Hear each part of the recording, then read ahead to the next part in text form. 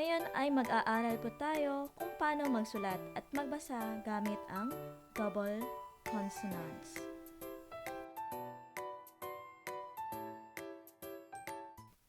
Ang una dito ay si Sang-kyok. Si Sang-kyok ay double na G na kung ang basa niya ay k, katulad ng K sa kamay, k. Pangalawa naman ay si Sang-diget.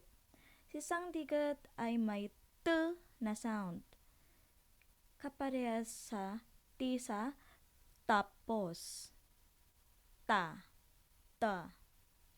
Ang pangatlo naman ay si Sang-biep. Si Sang-biep ay may sound na pa, katulad sa word na pera, yung P sa pera, pera, pa. At pang-apat naman ay si Sang-siot. Ang sound niya is strong na s, like sa salamat, s.